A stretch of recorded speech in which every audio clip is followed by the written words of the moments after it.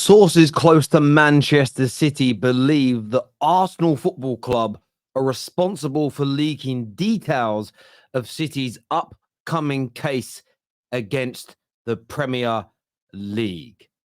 Arsenal, I wouldn't call it grassing, but accused of being the club who are backing the Premier League in this particular case, and a club backing the Premier League when it comes to the 115 charges, are now being accused of leaking the information, which all the Premier League clubs are aware of, to the media to create this frenzy and this pile-on upon Manchester City. Now, I want to get your take.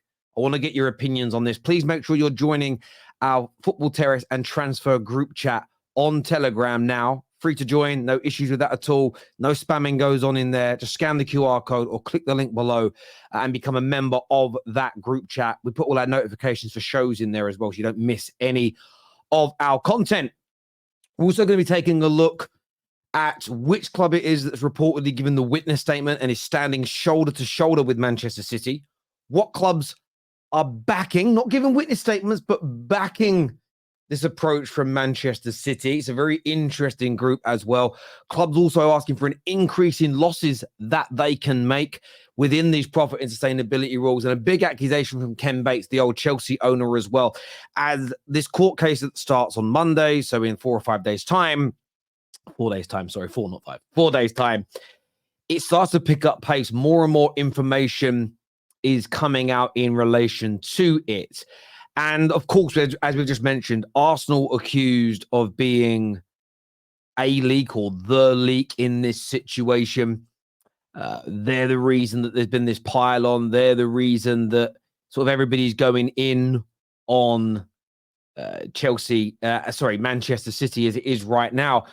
I want to get your take on that. Do you actually think it's Arsenal? The claim that was put up actually goes on to state that it coincides with the director of football, Edu, making comments last week that effectively coincide when he was coincide with this situation, having a pop at Manchester City. I'd love to get your views on that. The other interesting part of this story is we've all been wondering who the club is that is backing Man City. And according to Mike Keegan, Chelsea are thought to be the club that have provided a statement which challenges the rules on associated party transactions. And if you will remember, I think it's quite an obvious one. It's them. Chelsea had a sponsorship deal with Paramount Plus turned down by the Premier League because of the independent party that reviews it. So again, it kind of throws out the claim that there's discrimination going on, if it's because the claim City are making is that they're only doing it to City because they're owned by somebody from the Middle East. Well, Manchester City are not owned by somebody from the Middle East. They're an American company. Paramount Plus is an American company, and that has also been rejected. So it's a really interesting turn of events to see how City's claims and Chelsea's claims stack up. Does it help with the other accusations being made by Manchester City or not? Does it strengthen City's case that another club is coming forward and standing shoulder to shoulder? It is also reported that Aston Villa and Newcastle are also joining Chelsea and believe that Man City have valid concerns in their dispute with the Premier League over rules on sponsorship spending. Now, what's really interesting about that is that Aston Villa and Newcastle are not at this point reported to be giving witness statements, but won't be supporting the Premier League directly. So essentially, Villa and Newcastle could be the clubs that will abstain from publicly getting involved or in the hearing getting involved, but have sort of made their noise behind the scenes that they are not particularly happy. Now, this shouldn't surprise anybody that those clubs are involved. If you look at the clubs that are over the limit to be, or close to the limit to not being able to compete in Europe, you've got Aston Villa and Newcastle sailing very close to the wind when it comes to FFP and profit and sustainability, because they have hugely overinvested and overspent.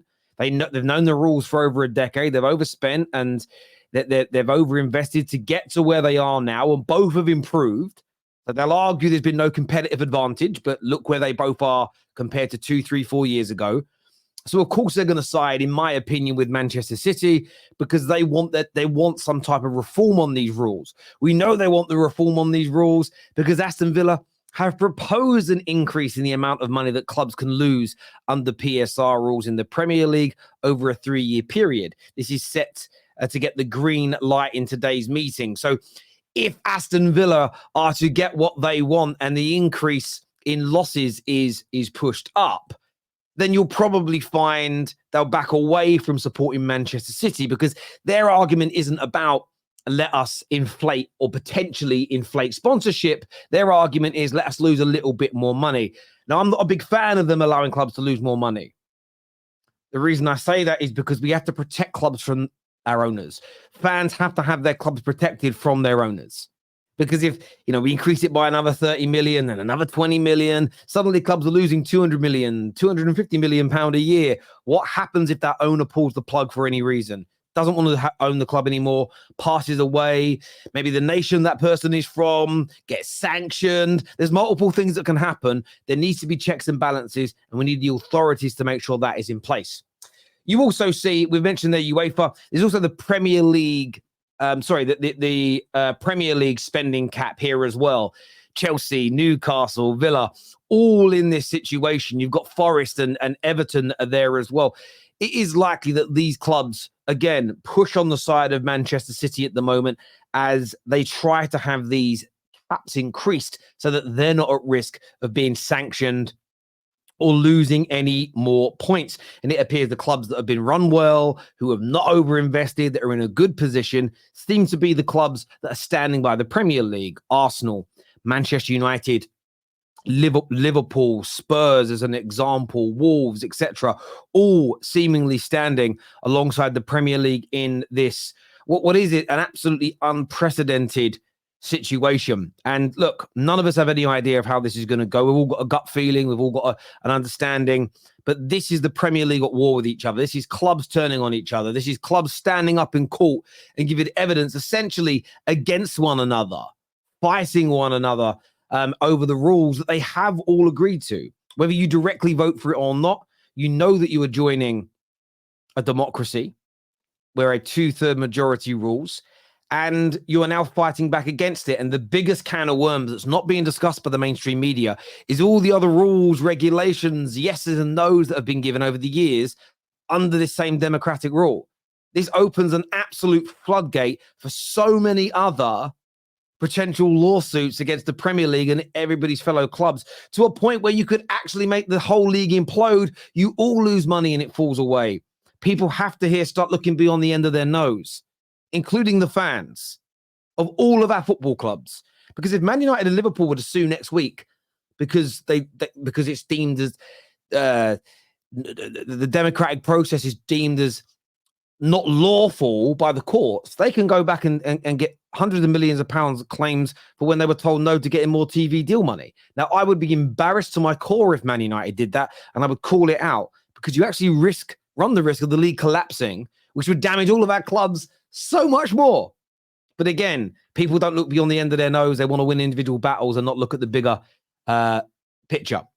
Ken Bates here has stated that Premier League clubs have turned into playthings for American wealth funds and billionaire Arabs who do not care about the football, according to former Chelsea boss Ken Bates. And look,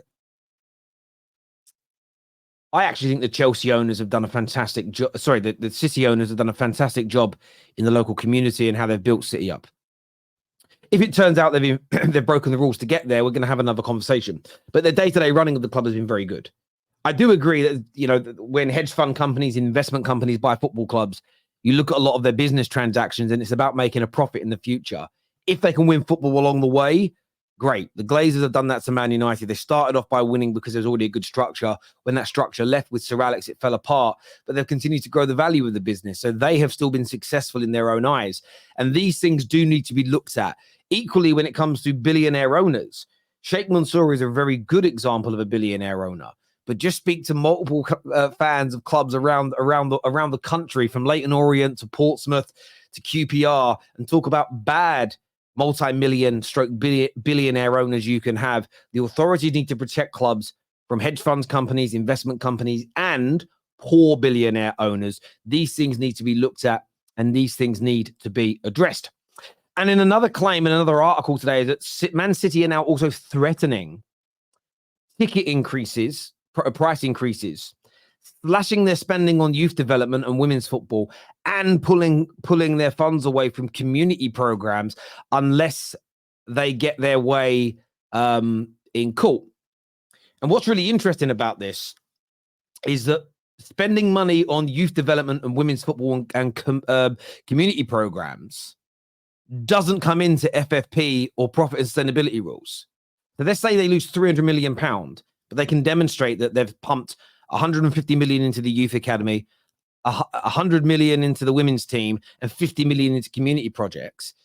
That all gets wiped off, and their losses show as zero against profit and sustainability and FFP.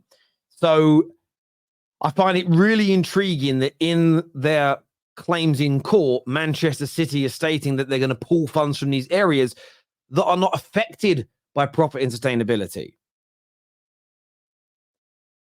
So again, if all your current turnover is legitimate and you're growing at the rate you are, which is much more than any other club in the world, there's no need to pull these areas. You can still afford the spending because your sponsors are real, right?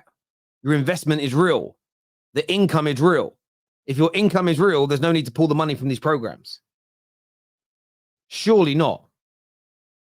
And even when it comes to fair market value, if the sponsors are real and have the actual funds to back you, and there's a plan that demonstrates why they're sponsoring you so much, then I don't get it. And someone still needs to explain that to me because it hasn't made any sense to me as of yet. Look, as ever, people, I want your views and opinions on this. I want them to be as balanced as possible if you can be. Hit the like and the share button. Make sure you're subscribing, and we'll see you all again soon. Peace.